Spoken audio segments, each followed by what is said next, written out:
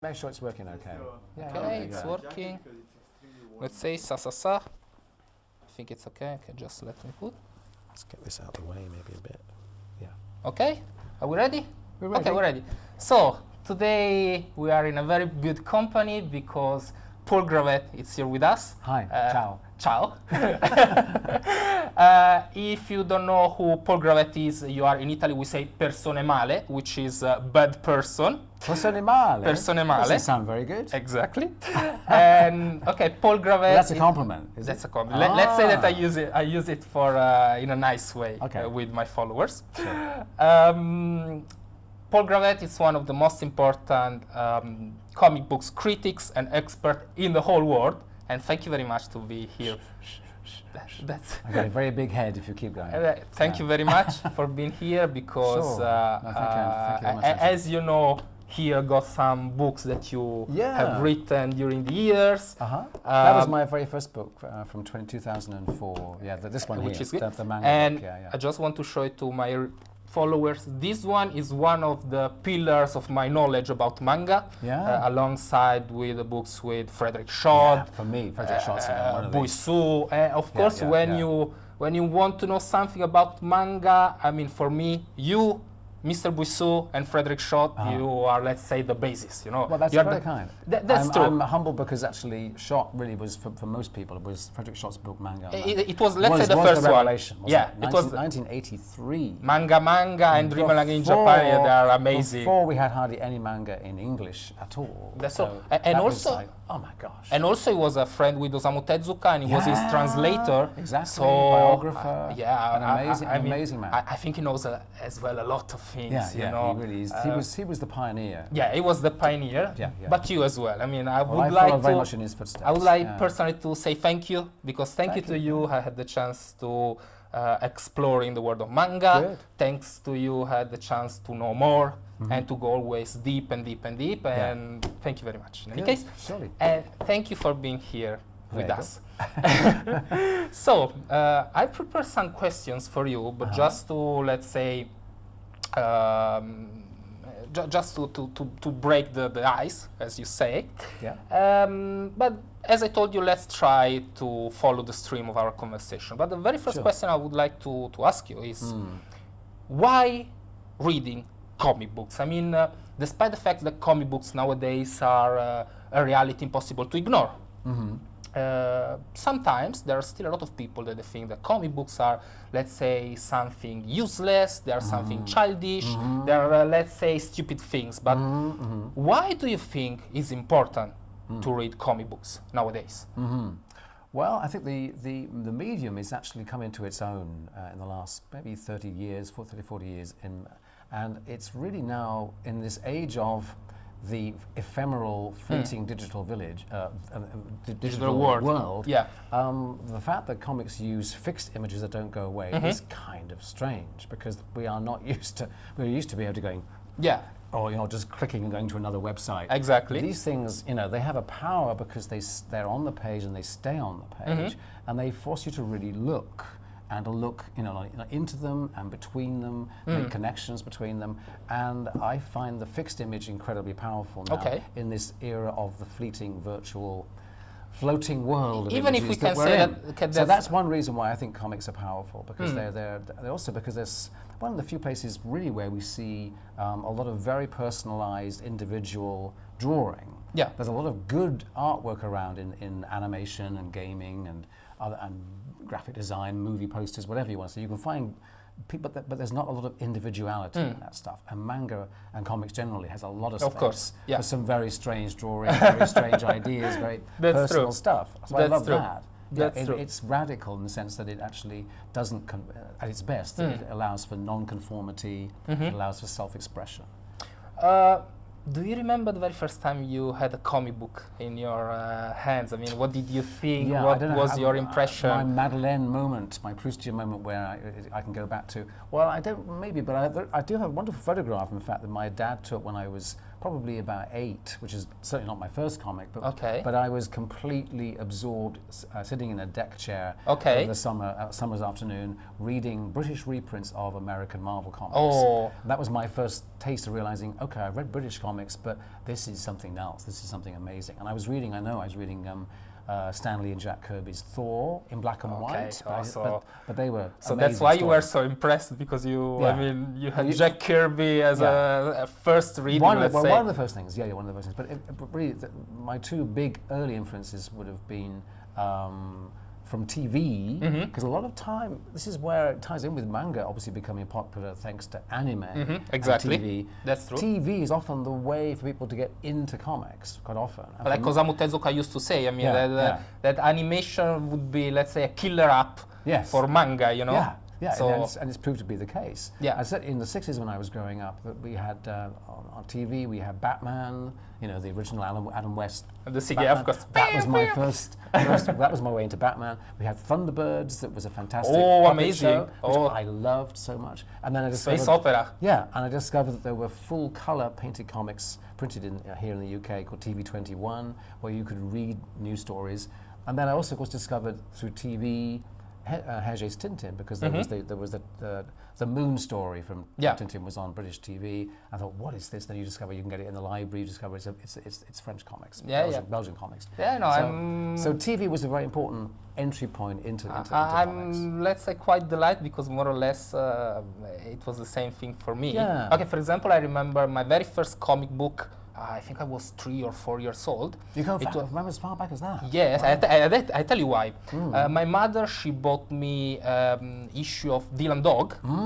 And I remember when you were only 3 and 4? Yeah, but you know why I remember it? Because I always been very interested in pictures. But when I opened that one, it was in black and white. So I thought, oh, okay, there are a lot of pictures, but why it's in black and white? So I thought I had to, colorize it. It's a coloring book. So I took some pencils and I started to color it, and I still have it, because since there, of course I couldn't read it because I was very young, but thanks to television, because there were a lot of telefilms like Batman, you said. For example, there was Batman at 8 o'clock at the Italian television, and I used to watch it before going to school. But thanks to, of course, cartoons as well. In Italy, we grew up watching anime since we were child. Since the 70s, Italy were literally bombed by animation, and after that, I mean, with manga. Yeah. So for us, it's, let's say, something quite normal, watching anime and reading manga. But yeah, I mean, it was nice because I started to read comic books, and after that manga, and let's say I started to study this kind of things. Something that I really like it. Yeah, but you were hooked from a very early age. Yeah, let's say that. But as I told you, for us it was quite normal. Probably for you here in UK, and maybe I will ask you later. It's different because you didn't have this chance to be bombarded by broadcasted TV from the early morning until the evening with cartoons and anime and Japanese cartoons. We didn't have that. No, you didn't have it. For us, it was normal. I mean, for us, for example, there were a lot of TV shows for children in the afternoon, which they used to broadcast non-stop. Japanese cartoons. So we literally grew up with Captain Tsubasa, Dragon Ball, Lupin the Third, all of them. And so for us, for us it's extremely normal. I mean, it's part of our generation, and it's part of our culture as well. Exactly. And it's cool, but it's cool to know that more or less we had the same experience. Similar TV was a big influence. And as I said at the beginning, you're one of the most important critics and expert of the world of comic books. It's true. I mean, it's one true. Of many, hopefully. It's true. And you had the chance to let's say discover and publish people, giants like Neil Gaiman, Dave McKean, Eddie Campbell. So my question is, because I mean, I really would like one day to be like you. I'm sure you should aim for that, really, but yeah, okay. How did you start? I mean, how was Paul Gravett at the very beginning? Well, I guess the way to go from being just an avid consumer of comics to being involved in comics in one way or another was through small press and self-publishing, and getting to know a lot of, to start off with, just writing reviews in comics fanzines, for example. That was my way in. But also discovering that there were such things as fanzines. That was a revelation, buying my first fanzines and saying, oh, you could actually do stuff about comics and you can learn more about them. It's not just reading them all the time. And then from there, just meeting many people, many along the way, who've opened up worlds of comics I didn't know about. One friend of mine, Joel Eckers, who was an animator, he was the one that helped me discover the whole more of the history of American newspaper strips, going back to Little Nemo and Crazy Cat, stuff that I had really not looked at. And another book that was a complete revelation came out in the 70s, around 75 I think, was the World Encyclopedia of Comics, which sort of blew my head open, because I was reading it from cover to cover, everywhere, going, oh my God, there's comics from Malaysia, from the Philippines, from France, and here's all the information about this stuff. And I just decided I need to know more. I need to know more all the time. And I think it was like an epiphany for you. But having a bit of an impact and a presence is another thing. And I never probably aimed to work within the commercial comics industry. For one reason or another, I think I was much more drawn to people who were doing their own self-publishing and who were doing stuff their own way, and I didn't imagine myself working for Marvel UK or working on 2000 AD or something like that. It wasn't my career path. And but I particularly love the fact that people were doing so many different kinds of comics themselves and making really innovative stuff. In my opinion, more innovative than what we were seeing on the newsstands. And so my entry into getting a job, basically working in comics, any job, was the fact that I did know this world of new creators, of upcoming artists. And so a very important person that helped me get started was Mal Burns, who is still around now. And at the time, he was someone I looked up to a lot, because he was writing reviews of small press and fanzines and comics, and also was reporting about European things. He went to France, went to Italy, he knew about the whole European scene, which I only had a partial picture of. Yeah, and because he was the one that got involved with a new British anthology called Psst, in 1982, and which is probably the silliest title you could ever give a magazine, really. Oh, but it's nice. Well, but it's difficult to ask for. Seems like onomatopoeia. Yeah, no, but have you got a copy of Psst? You know, it's difficult to actually say it. And it had a tiny, tiny logo in the top corner. Anyway, they wanted to So who invented the name? It actually was a title. It wasn't a brand new title. I believe there was a 19th century satirical French magazine called Psst already. Happened to be, but they just thought it was a really clever, interesting, intriguing title, and probably the smallest logo ever published on a cover of a magazine.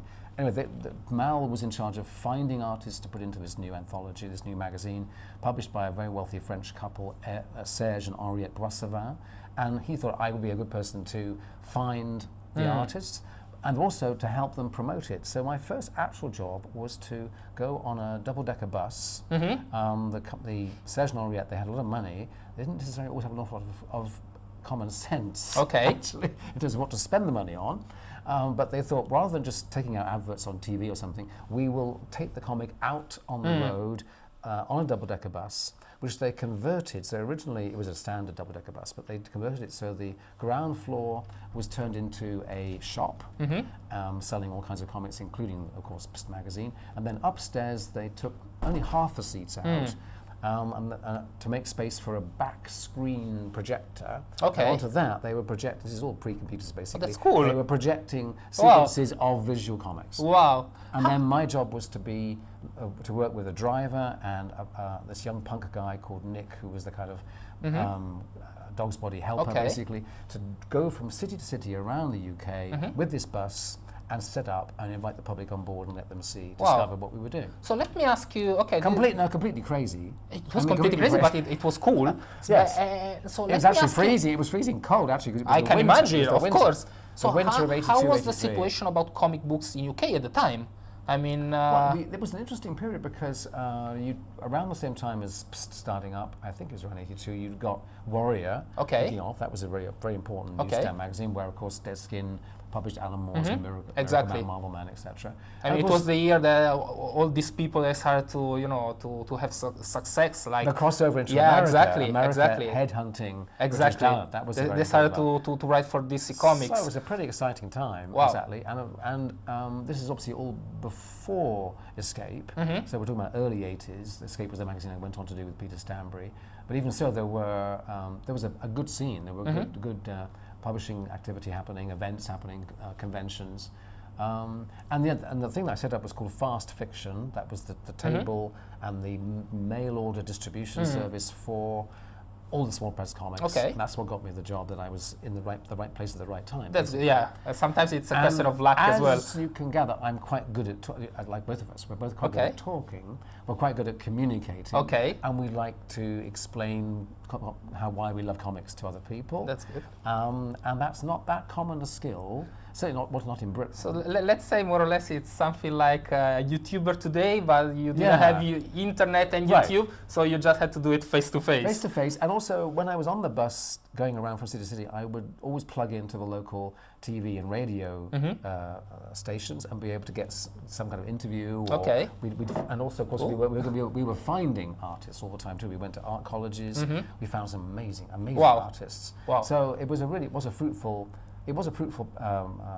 assignment, but it was quite expensive to keep 3 people on the road on a bus, paying for hotels. Yeah, I can imagine. We didn't sleep on the bus, thank God. And you know, there were some cities that weren't very happy about what we were doing because, of course, it was an adult magazine. It wasn't a kids comic, and they still, as you said, had the idea that comics were for kids, and what is this doing? Is it pornography and this kind of thing? And there were some slightly erotic things that were shown upstairs in the projection room, as it were. That's cool. But it was cool. It was a fantastic learning. Yeah, basically, it was learning. It was like a school, you know. You had the chance to improve and to learn a lot of things. I guess. Also to know a lot of people. I mean, at the same time. So and to help launch quite a few people's careers. I mean, Pst magazine was a launch pad for many young artists. That's cool. So I would like to talk to you about Mangasia. Yeah. Probably in Italy, how do we say? Mangasia, I guess. Mangasia. Exactly. Mangasia. Yeah. It changes from country. In France, it was Mangasi. We are in UK, let's say Mangasia. But it's Manga-Asia. Mangasia. You know, I didn't have, sadly, the chance to visit your exhibition. No, it was in Rome, then it was in Monza. I know, but it wasn't there, so that's the problem. That's a shame you missed it. But I tell you what, one of my very closest friends, called Domenico, he's a YouTuber as well, he's a comic book critic as well. By the way, just published his very first comic book. He was invited to Mangasia, to Palazzo delle Esposizioni in Rome, and he was able to make a video. Excellent. And he's on YouTube. And I was able to, let's say, to visit Mangasia virtually thanks to him. I mean, I love to see that. I watched you've been able to make this amazing exhibition divided in different topics. So visitors can have, let's say, an idea about comic books from Asia. But my first question about Mangasia is, how did you come up with the idea? I mean, I don't know, one day you just wake up and you just woke up and you say, oh, you know what, I just want to show to everyone how comic books in Asia are made. So, I mean, why?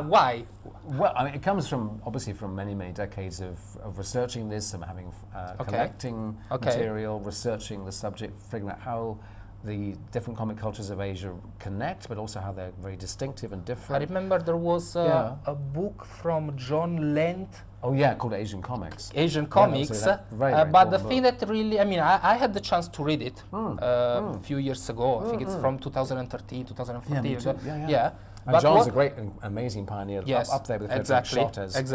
But what really, let's say, shocked me at the beginning, that there was anything about Japan. He decided there was so much about Japan already. So he just preferred to focus. Probably also that the subject was so enormous. That it was better just to move it aside and then focus on other countries.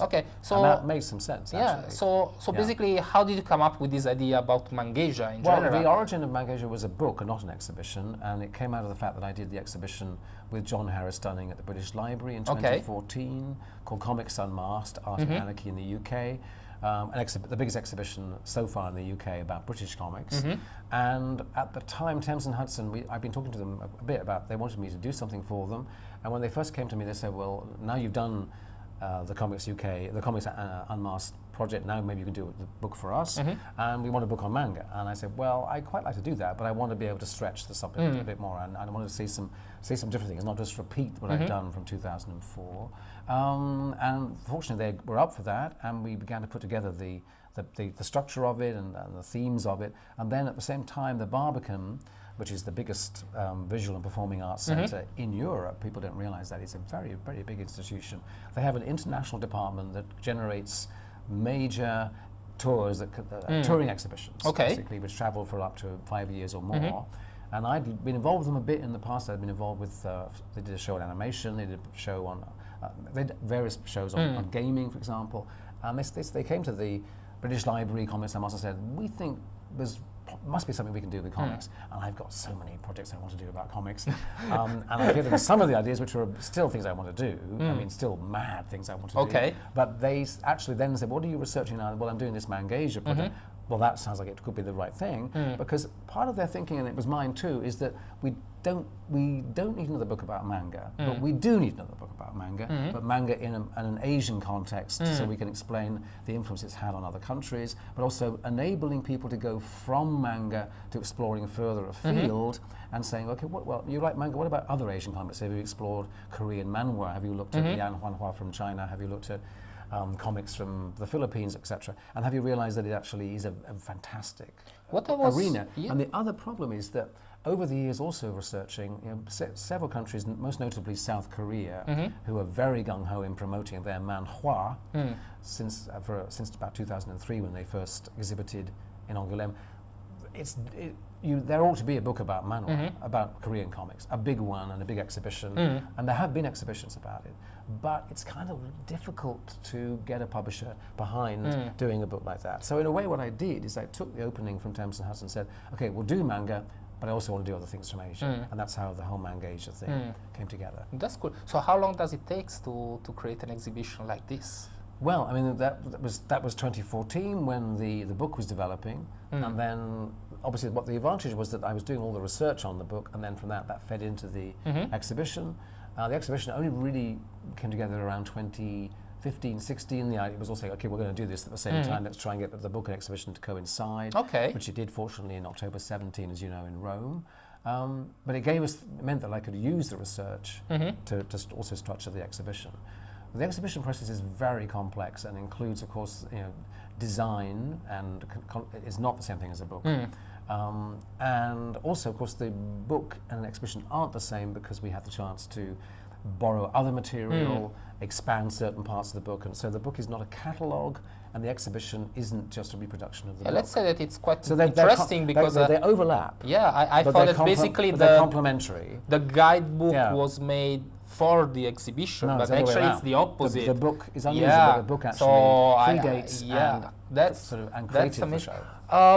Okay, while I was reading your book, because you were very kind and you sent me the guidebook, and I read it. I've seen there were hundreds and hundreds of different comic books and manga and manhwa. The exhibition, as we said, it was split in 6 different thematic zones. But despite the differences, do you think there is a common thread that unites everything in order we can say this is Mangasia? Yeah, well, I think the short answer is probably no.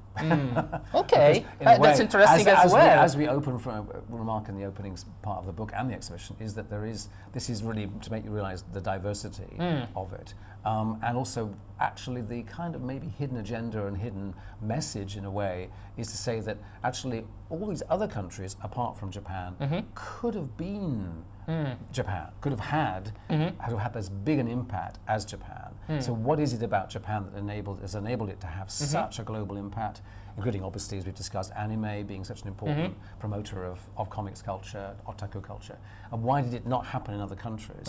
And from there are lessons to be learnt, that sometimes countries have a golden age, and then that golden age fades, because the formats, the styles, the subject matter, the approach generally becomes stuck, becomes formulaic and repeats itself, and it doesn't move with the times and doesn't keep up with what people want to know about, and doesn't innovate. And that's the one thing you could say about, I think, about manga, is there isn't a golden age. I mean, the golden age actually is almost slightly sad, because it means that you know it's kind of over. And there should never be a golden age.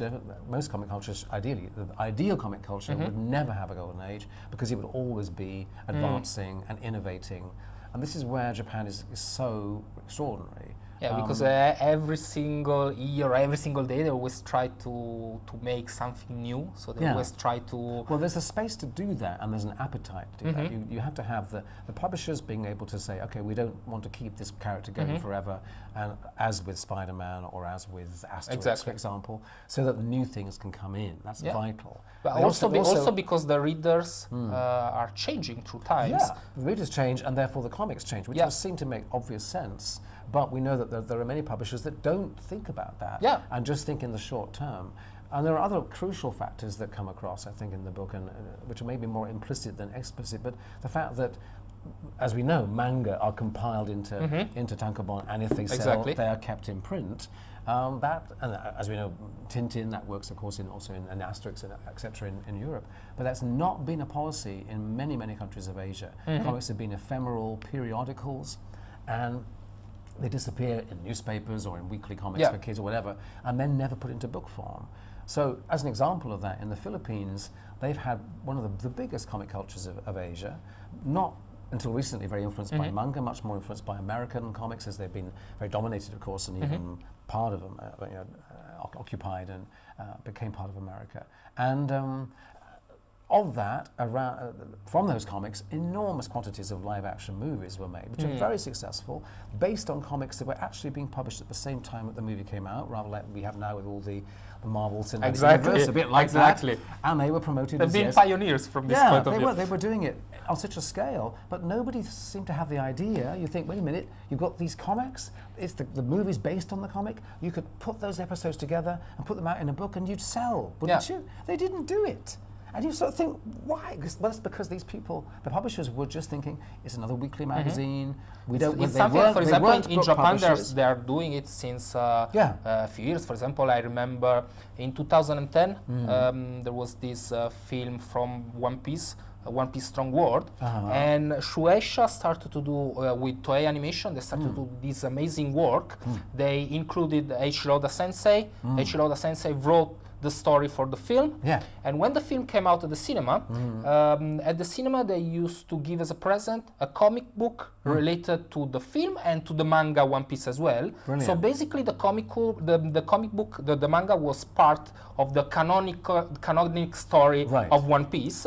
So basically, everything was put together. So you had the film, you have the comic books, and you have the anime all together. And everything was canon. Canonic. Everything was canon, and also in theory, if you didn't know the manga, and you came first to the anime, to the movie, you would find your way to the manga. And you would think this would be done surely with, say, the Marvel movies, but as far as I know, there's not. And in fact, that isn't being done. And more to the point, we're now seeing that the sales of superhero comics, and that of course covers particularly Marvel, DC, are in pre-fall. They're actually slumping, despite the fact that they're all the movies, because people are not going from the people are not reading the comic books.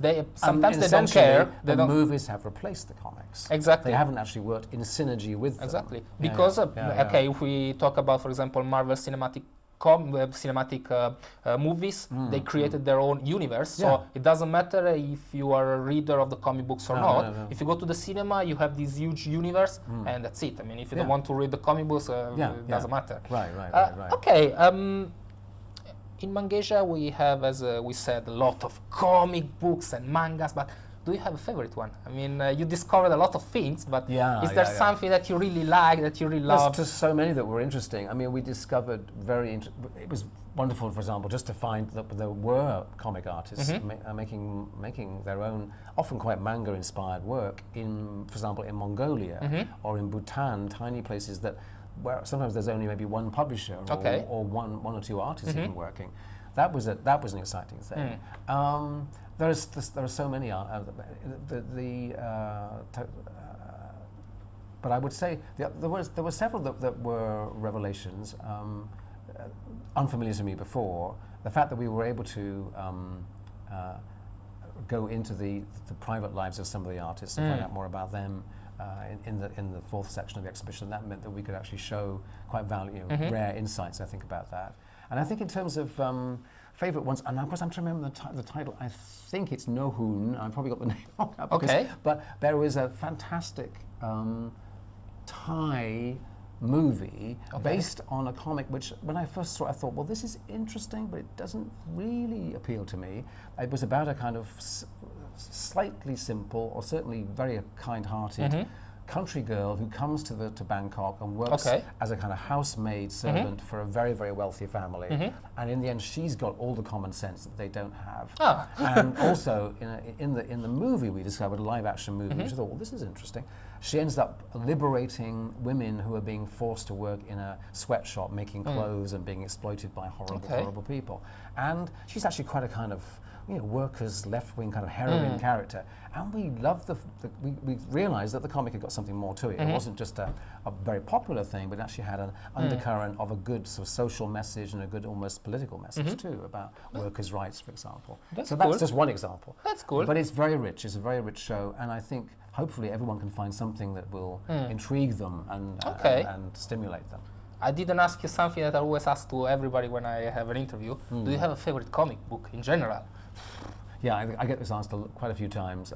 If I really, really had to choose, the one that's always stayed in my genes, and my bloodstream and my soul, because it was just a comic that I just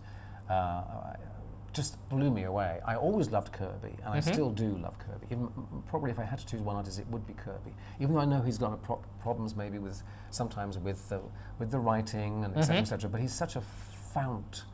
Graphically speaking, was one of the best of all time. Ideas and amazing concepts. He's having just been yesterday, actually, to the William Blake exhibition at Tate Britain. I kind of see a parallel with Kirby, who came up with his own mythology, but clearly it's rooted in a lot of different faiths, different religions, and legends. And he's a visionary person.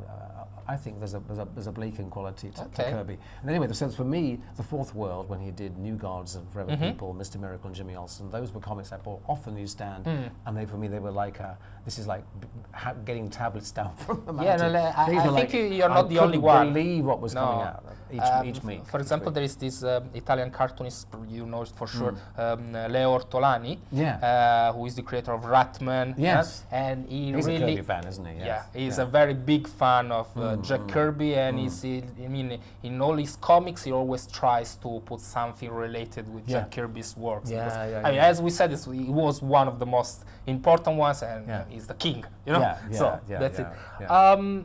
How about manga? I mean, do you have a favorite manga? Many. Again, I would probably want to come back to Tezuka, because just because he is Tezuka and is such a hugely creative person. And within that, I would probably choose things like the Phoenix or Buddha. Or in a single volume, I would choose Ayako, which is a particularly tremendous one. But yeah, I mean, but of course, there's so much. It's Tezuka. But he's outstanding. But yeah, to fix on one. But I've brought some along the other ones that I'm very excited about. And that's the point, is that there is something for every stage of your life, for every person, in my opinion, if you're just open to to the medium. Of course. There's going to be a manga that can speak, or a comic that can speak to you at any time. We have different genres, different things for everyone, so it's normal.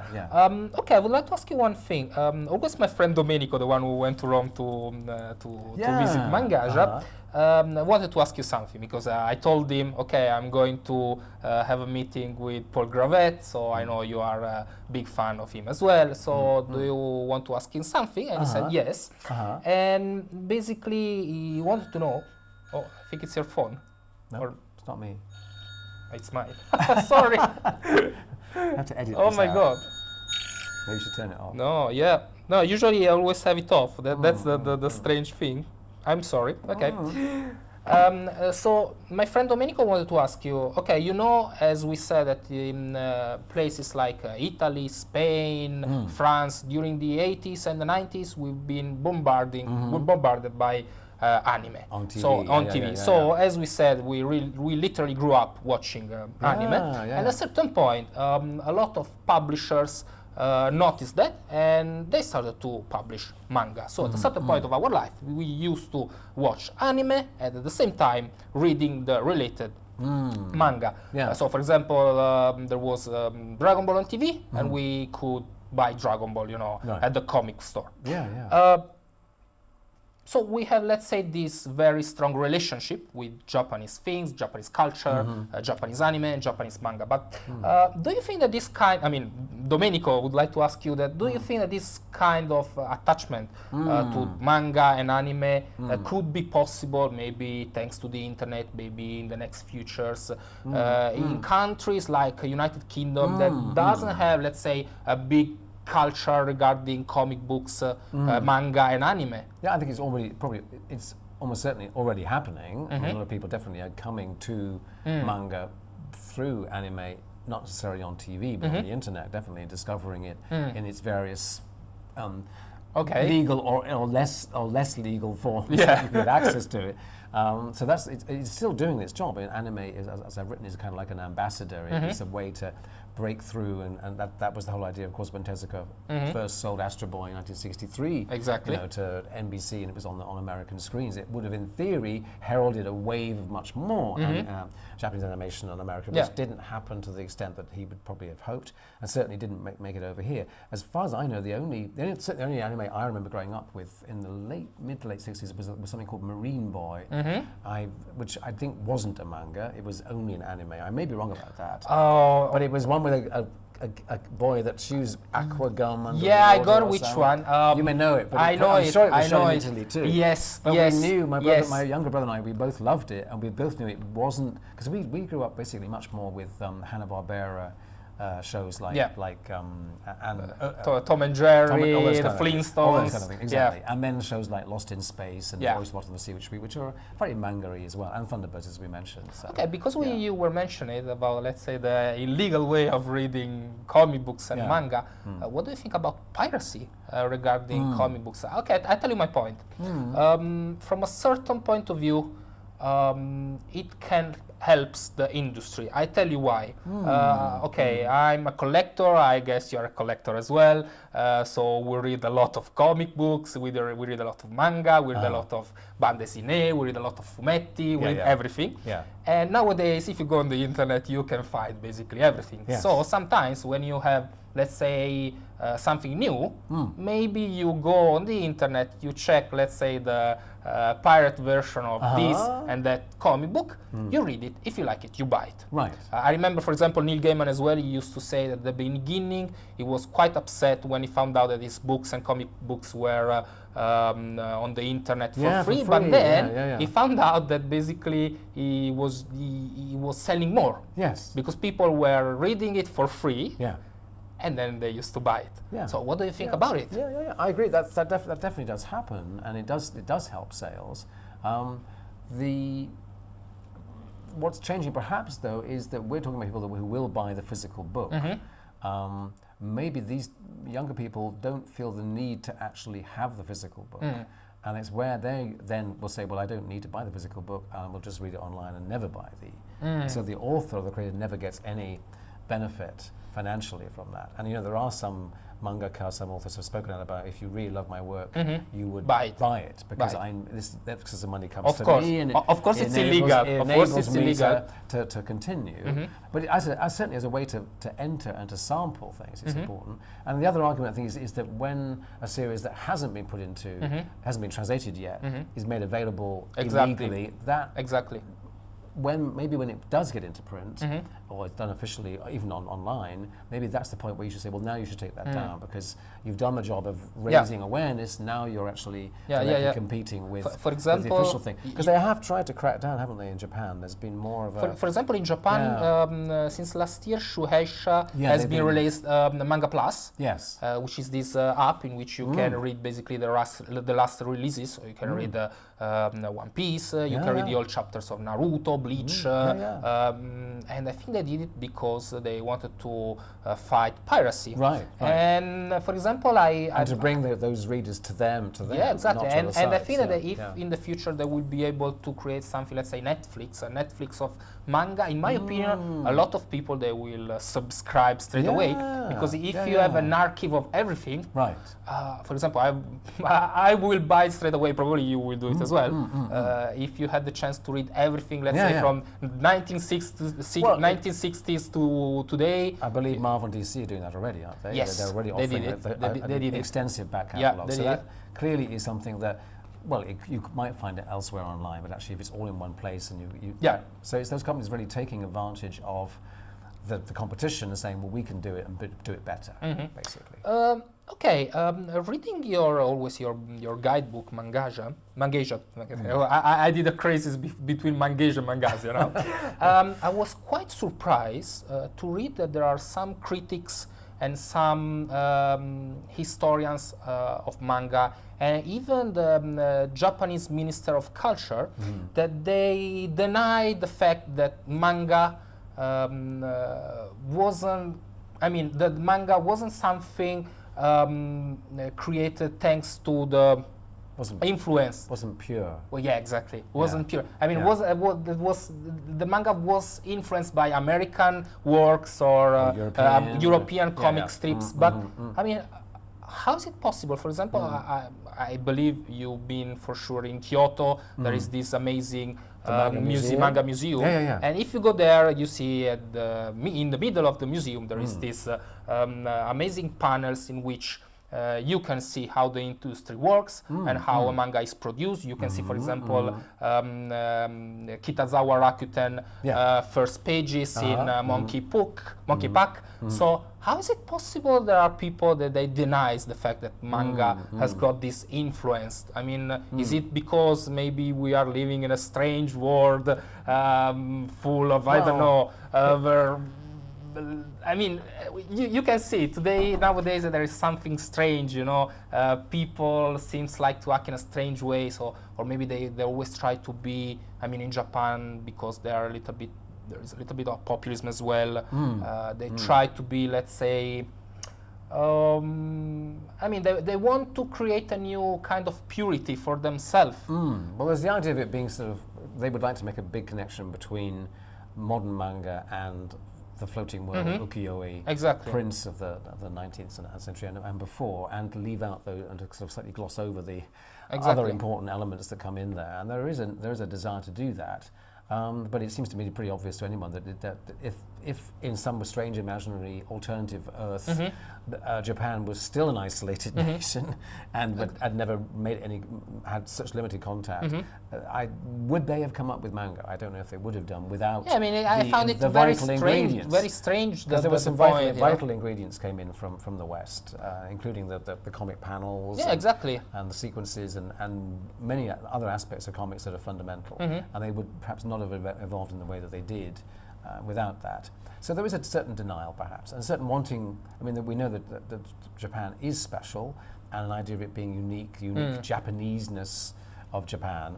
But all the evidence is quite clear. There's a lot of connection between Japanese artists even going to America to meet cartoonists. If you think about Osamu Tezuka as well, when he created Astro Boy, he was thinking about Pinocchio. Exactly. Just to and he grew up watching the Disney and animation. Exactly. So seriously, I found it quite shocking to find this truth. We're in the modern era where all kinds of strange ideas can become popular. Yeah, seriously. There are people that believe that the Earth is flat. Exactly. And we're in 2019. And it's incredible. We have the knowledge here, everything. You can just make a research and you can find everything. There are people that sometimes, they think this crazy thing. I don't know. It's funny from a certain point of view, but from another point of view, it's quite scary about it.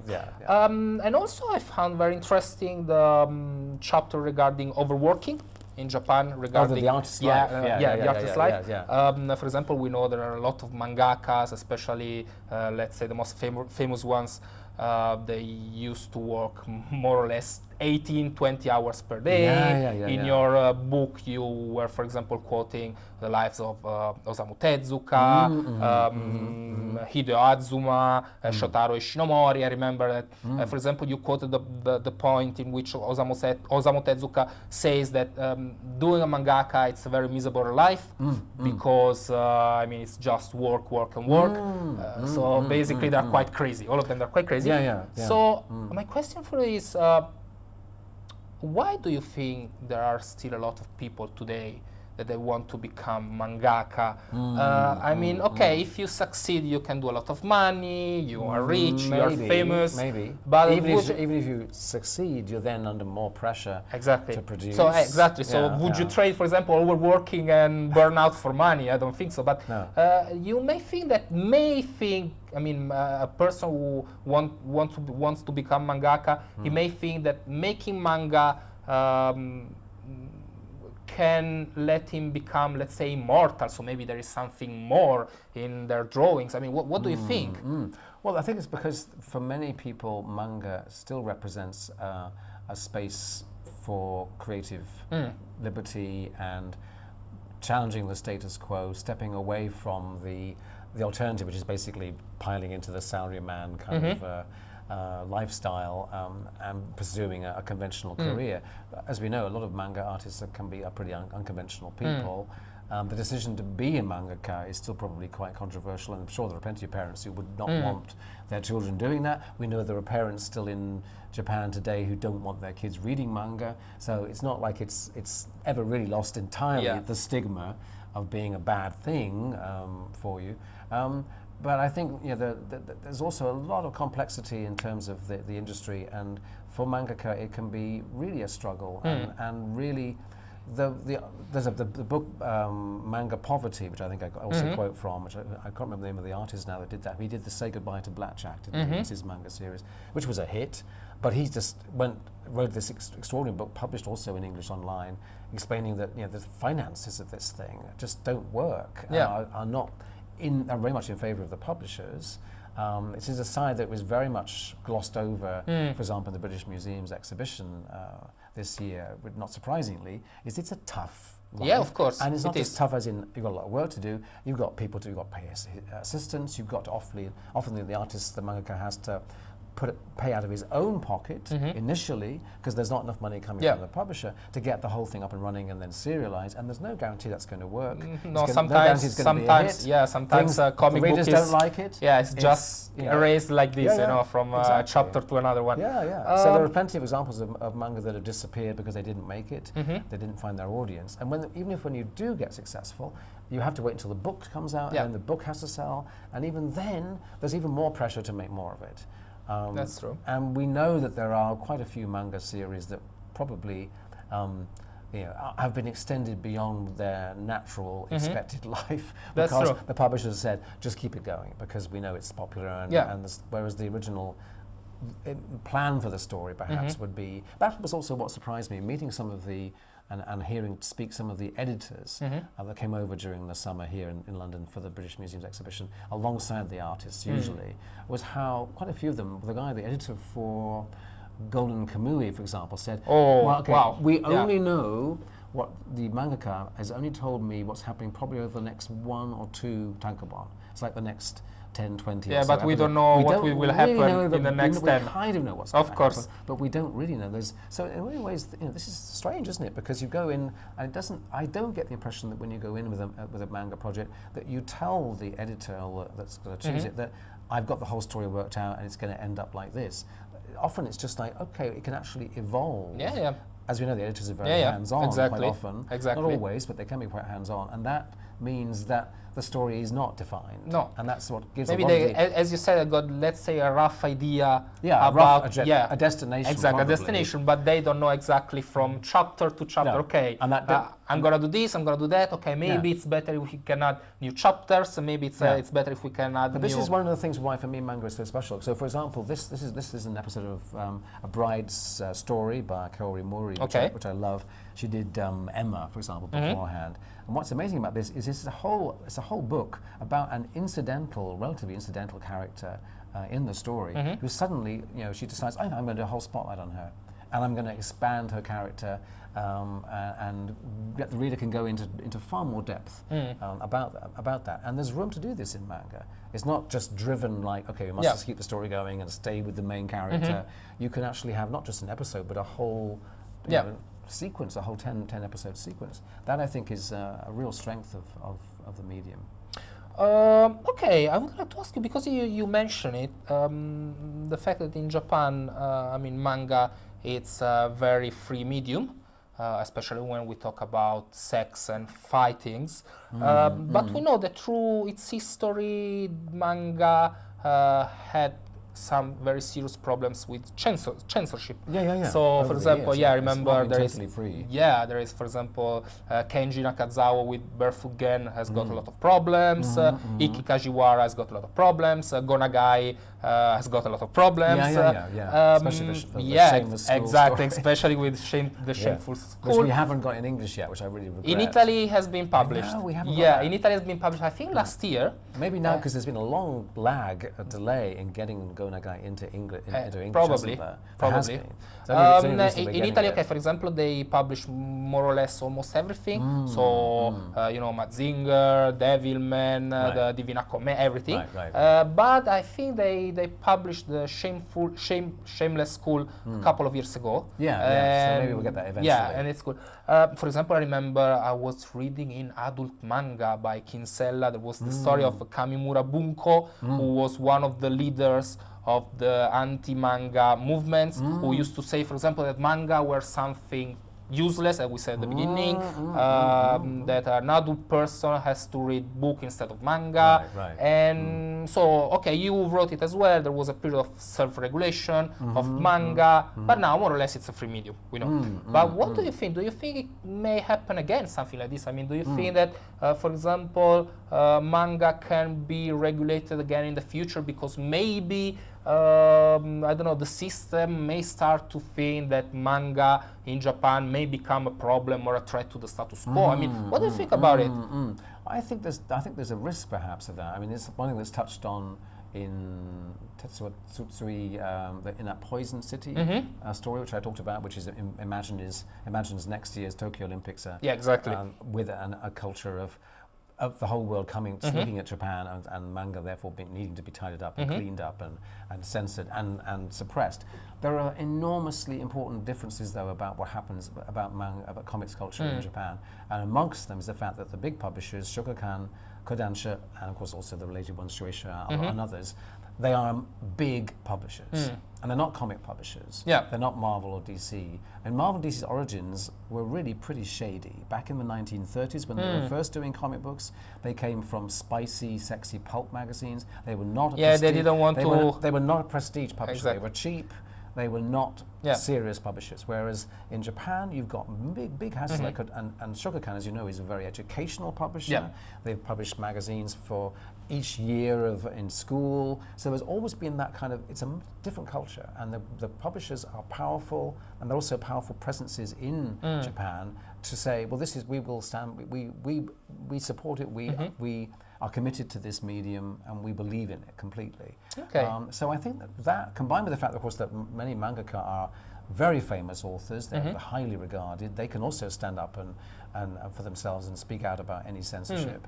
That has made a huge difference. And for the moment, it means that perhaps the most sensitive areas of censorship, which particularly deal with paedophilic interests that and questions about sexual content in manga, the fact that that the Japanese still seem to be able to distinguish and insist that this is drawing, and therefore no one is harmed, doesn't always sit well with other cultures. So not with many cultures in the West who are uncomfortable with that, but it seems to be possible that can still be defended. And we have to remember that in terms of censorship, there is the article that constrains what genitalia could be shown, what kind of sexual acts can be shown. But very often that has only made manga more inventive and has come up with all sorts of intriguing censorship devices or replacements for penises and vaginas, for example, of all kinds. And so it becomes quite a playful and also quite an amusing thing, and they've got round it, basically. And I think that apart from that, though, Japan is extraordinarily open and free for self-expression. And seems to tolerate, even as we know with the doujinshi market, quite erotic sort of parodies and full-on erotica. For example, my friend Domenico told me that in Mangasia, on the part of the exhibition regarding, let's say, hentai and sex, it was amazing because he told me he watched something that he never watched, and he's seen a lot of, let's say, amazing panels that really intrigues him. Unfortunately, he wasn't able to record that part because, you know, if you put it on YouTube, it's under 18. Well, there is some strong content. Yes. But we decided from the beginning that we didn't want the show to be tamed and to exclude that. I mean, that's. I need to show everything in order to see. Okay, we got this one, that one, and even this part. Obviously, and that section is mostly manga, but we have got also looking at other cultures and how they dealt with sexual and violent content too, and why it's so richly part of Japan. It also relates to the fact that they've had a long history of erotic prints, the shunga prints that were widely consumed and with no sort of taboos or any kind of moral questioning. And similarly, the interest in these very violent muzan-e, these images of violence and murders and things, which again feed into manga. Cannot be more stressed, and that is why so many elements make manga powerful. But amongst the most important must be that there is freedom. It's not a complete freedom. It's not license. There is stuff that obviously is probably pretty risque and really pretty niche, even though it's probably in a newsstand magazine, and you have to go, oh my gosh, they've done that. But even so, there is space for it, and there is at least an acceptance to say, well, this is just drawings, and this is just fantasy, and that is a rare thing in any comics culture anywhere around the world. I'm a very big fan of battle shonen manga. A very big one. Do you remember when we went to see Ichiro Nakaguma Sensei at the British Museum? I was very interesting when he said that for him, manga is action. If you remember, there was this manga made by this girl Elena. It was completely mute. If you remember, he was critiquing it. Yes. At a certain point, when Ichiro Nakaguma was basically making a review about her comic books, he said that he was very grateful because Elena's comic book reminded him that manga are action. But what I'm checking every day, reading mangas, reading especially battle shonen, is that if we have, for example, the classic battle shonen like Hokuto no Ken, Sensei, or Dragon Ball, full of actions, nowadays, or JoJo's Bizarre Adventure, amazing. Araki is one of my favorite ones. It was in Lucca, by the way. I think. It was in Lucca. Wish I'd been there. And nowadays, shonen and battle shonen seems to be totally different because there are a lot of speeches, balloons. So the action doesn't exist anymore, more or less. It's less dominant. Exactly. And there's more room for psychology. Exactly. For example, if you think about One Piece, One Piece is full of dialogues, it's full of speeches. So do you think it's because readers are changed, times are changed? Do you think it's because nowadays, when we talk about, for example, shonen, of course the target is for the boys under 18 years old. Right. But do you think that nowadays a boy who is under 18 years old, it's more mature than a boy who was 18 years old, let's say 20 years ago? Well, maybe that's true. Yeah, I think also it would maybe relate, thinking about this is not, I'm not sure, I haven't formulated ideas about this, but the gaming world has really taken the action formula we've been talking about from battle shonen and made that the central focus of gaming. Gaming is mostly there's not much room for dialogue in there. Yeah, of course. It's just you just have to press buttons and play. Yeah, exactly. So that maybe has siphoned off and meant that the comics field, the manga field, can actually do other stuff with it and can actually give the reader more involvement in the story with the characters and get them and deepen that and give something more than just action. I mean, obviously, we've still got things like One Punch Man, where you've got incredible action sequences. I think the one volume I saw of it is you've got like about maybe 10 double page spreads after another, where he's releasing his super punch for the first time. But you know what? So, probably Murata is doing this amazing job because he puts everything online first. Yes. And then online you have this cinematics splash page, which seems like a cartoon, but they're not on the printed version. No. Yeah. Right. But when you see, I mean, Murata is a genius. You can see his panels are beautiful, and One Punch Man became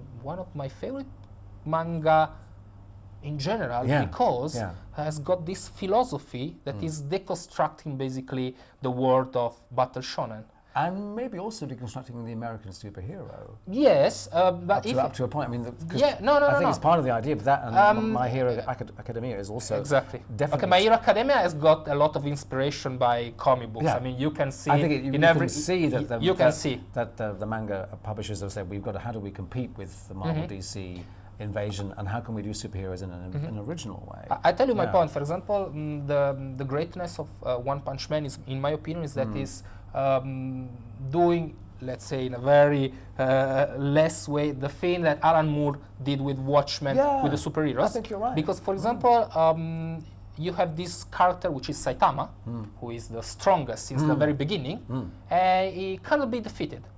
So Murata and One, which is the author, basically they are trying to understand the world that rotates in this world full of superheroes, but usually in a shonen or in a battle shonen, you have a character who aims to become, let's say, the strongest. There's but in One Punch Man, in One Punch Man, he's already there. Yeah, he's already there. So basically, step by step, is deconstructing what the previous authors did before him. But that's my point of view, of course. No, I think you're quite right there. That's my point of view, and that's why I think it's a fabulous manga because from time to time in different chapters, he always tried to show to the readers, okay, I'm the strongest, I don't know what to do now, I don't have any purpose in life. So it's totally the opposite. Well, it's probably the crisis that they reached with Superman. I mean, we know that they had a problem with Superman, was all powerful. How do you, and then of course they introduced kryptonite. Exactly. So they could, at least with that they could just find too powerful. So exactly. They had to be weakened. Otherwise, And I remember there was escalating stronger and stronger villains. Because I'm a big fan of Superman, there was a period in which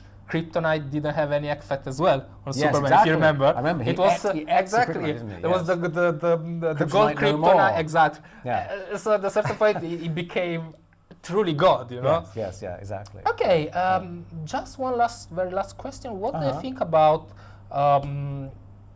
let's say, Eastern mangaka, Western mangaka, I mean, gaijin mangaka? Okay, right. What do you think about this phenomenon? Because, as we said, manga, it's a part of our life nowadays. And there are a lot of people that are trying to imitate their kind of concept of comic books. So what do you think about? Imitate, maybe they're trying to channel some of the techniques, what's exciting so about the medium. What do you think about this movement? I think it's been a very exciting thing to see happening everywhere. I mean, even in Russia, even in Algeria. I've been to many places and seen this is such an influence everywhere you go. And of course, for me, the question is whether they're just imitating or whether they're actually integrating what they love about manga and then processing it and making it their own and actually doing something with it themselves. And something that talks about their culture, their experience, whatever it might be. And if it does that, then it's definitely going to it's already having an amazing effect. I think it's generating authors. For example, before we were talking about Berliac, we were talking about Vincenzo Filosa. Exactly. There are a lot of examples, especially in Italy nowadays. There are a lot of people that are trying to not to imitate, but but I think the point is, I was also thinking about this because it's not just imitating the surface look. It's not like just having, I'm going to do big eyes, I'm going to have lots of explosion lines or whatever, or the certain the cliches that are often thought to represent manga. But ideally it's also understanding the storytelling approaches of manga, even down to how you can use panels, how you can use stretched time, how you can decompress things. That can be applied even to subjects and to styles that aren't even necessarily very manga-like, but they are coming in and being done. So, for example, last weekend I was in Prague for the second time, and I've been following this young artist called Carol Osoha, who sounds like it must be a Japanese name. It's Osoha. Okay. Osoha. It's a Czech name. Okay. And he's very young, very talented, and he's understood manga, but at the same time he's also doing stories about Czech history, he's doing his own material online as well, which is uniquely his, but he knows, you can see it where, okay, double page spread, or there's a bleed here, or he's understood the storytelling strengths of manga, and if you can apply those, and not you are able to do something, let's say, an enormous amount exactly. of things. So it's a positive time, I think. Okay, just to very last thing, you brought here this atom. We were talking about it. We should talk about that. Why not? And let's say that in Italy we are not so lucky. Like, do you have what do you have in Italy? Do you have magazines? There is one magazine because in France that comes also out. Anime Land. There is one magazine that comes out every year, but I don't remember the name. So, once a year. Once a year. Okay. Because this is quarterly. But we don't have something like this. This is so good. This is I'm just absolutely. I'm actually really passionate about this magazine because we don't often get to hear what manga really think, and very often their official quotes in the back of from Japan are very dull. Basically, they don't really reveal anything very much. They might tell you about their favorite food. Not interested about that. We don't know about that, do we? We want to know about what they really are thinking about in the stories, why they make the work, how they do it. And these guys have really got such great interviewing skills, and they seem to be able to cut through a lot of the inhibitions and privacy. I've seen their website. There were a lot of contents, like for example, there was a number just entirely dedicated to Naoki Urasawa, and I think there was one dedicated to Osamu Tezuka because Urasawa did this amazing Pluto, which is a story from Astro Boy. To be honest with you, I'm quite envy them because they are making this amazing. But I think they seem to be able to have a rapport with a lot of the artists they interview, and to get them to open up much more than they would normally do. I brought along a few things that I just want to briefly touch on. Things that I love. I'm only just now really catching up with JoJo.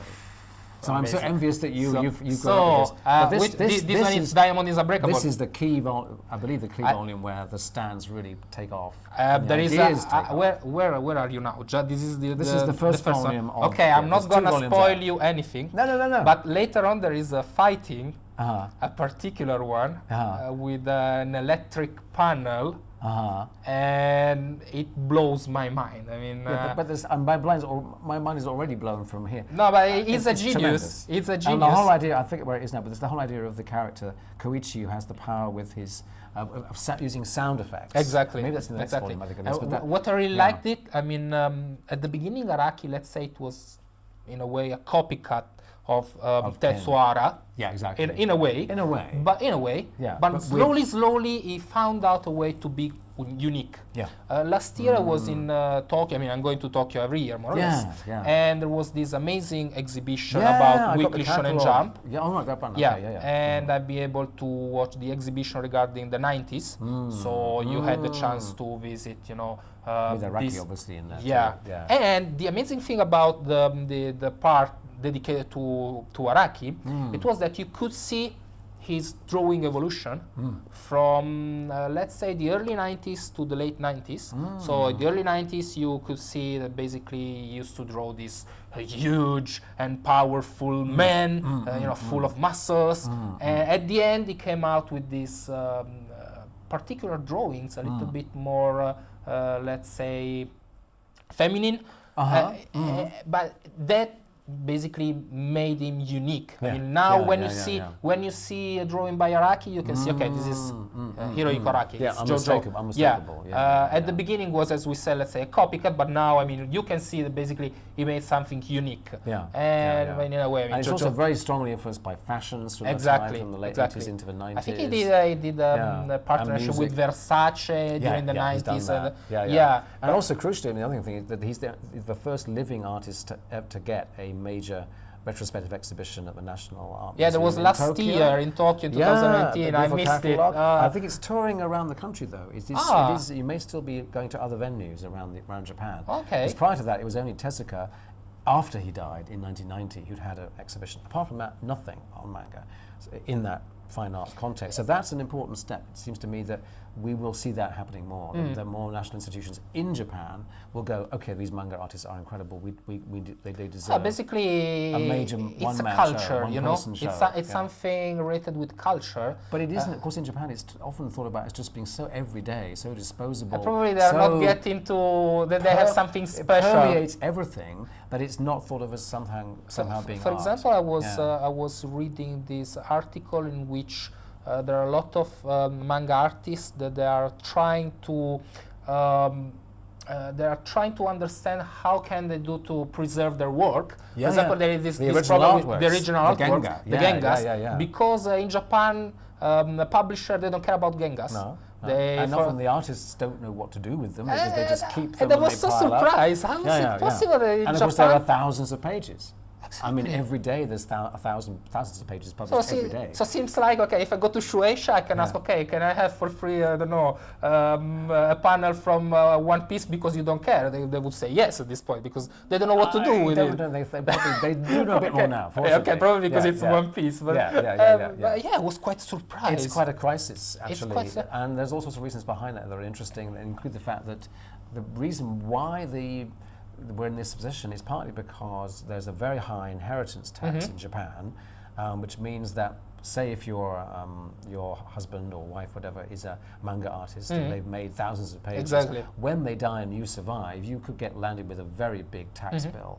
So you want to keep the value of those things low to avoid that, which has kept the market low as well. I've seen there is a museum now. Yeah, isn't that interesting? There was a report on NHK, and what I loved about I think I watched really the same documentary. They are preserving the artworks and trying to make people realize these are valuable things. And there's a general move now even right up to the top in the Ministry of Culture to preserve this stuff because it is important. We need to have a museum and centre for it. We can't just have people literally maybe even destroying the art books to avoid a tax bill.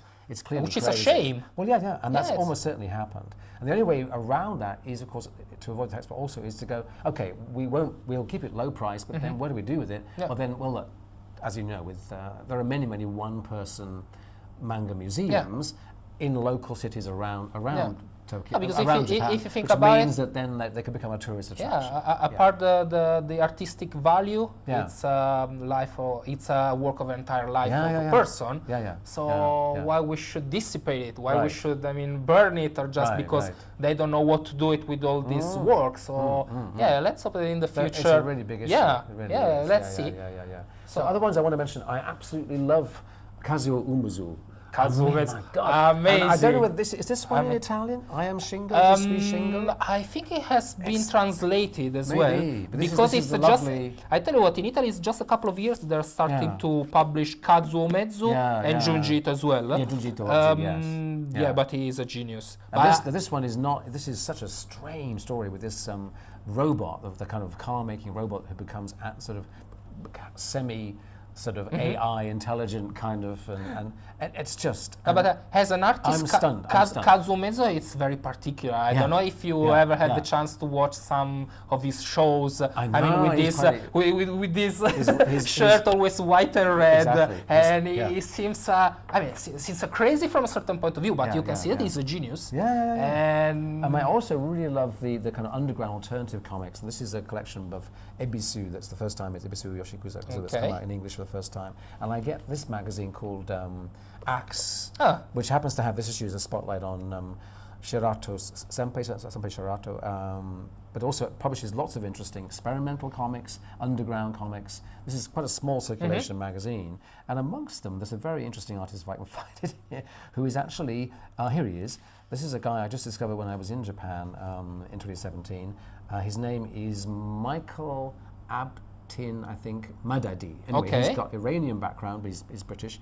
He used to do jiu-jitsu, and he came across the Tokyo Zombie manga, which is a crazy manga with zombies and involved martial arts as well. And he loved it so much, he was a designer, artist. He said, I'm going to go and make my career doing manga. I'm going to do it. I can't read or speak Japanese. Okay. I'm going to go there and do it. And amazingly, he's just kept at it, and he won. When you have an idea and you want to do it, you do it. And he's done it. He won the competition. He's won a couple of competitions, but he won the one for Axe magazine, and now he's in almost every issue with new stories, which is fantastic for him. Wow! Wow! Yeah. So and also along the way, I'm always discovering manga, which probably anyone Japanese will go, oh, I know that one, it's very well known. But have you ever heard of this one? Which one is this one? Well, I don't know the title properly in English as it translates. No, I don't know it. But it's a racing manga. Oh my God. And it has this wonderfully cute horse. He's a horse with great big nostrils. And he's a little bit like Gon in the sense that he's a little one who tries, and it's drawn this mad style, turned into animation. It's a comic one. It's a very comic one for kids, absolutely for kids, but just crazy. Wow. And just wonderful. That's cool. And absolutely charming. Okay, no, I'm going to check it because I need to know which one is that. Yeah. Mr. Gravett, it was a truly pleasure. For me too. No, thank you so much. Thank you for your time. Thank you very much for this will go on we're going to read on. We keep reading manga all our lives, aren't we? We're never going to stop. No. Let's say that lucky. It's our curse, you know? Yeah, no. It's our curse. Yeah. Thank you very much. And I hope to have you here on my, it's an Italian YouTube channel, but I hope to have you here again. I'm sure there'll be more things to talk about. And just to mention also that the Manga Asia tour, of course, is continuing. So we're still looking to bringing it to Asia. There are countries in like Taiwan and Thailand that are we going to have it here in London? And that's also definitely on the cards. It's just got to be fixed. And we may even have it here by the summer of next year. Ah, finally. So finally. Oh, please. I'm crossing everything, but that's the hope. Please. So finally, I can go and visit it. You'll be able to see it. Yeah. I will. Thank you very much again. Thank you for your time. Grazie tanti. Grazie. Okay. Thank you very much. Okay. I'm wordless. Thank you. No, seriously. It's like a dream come true. Had the chance to meet you. Yeah, I knew it'd be great fun to talk with you. Have the chance to. You're very knowledgeable as well, and you've got a lot to.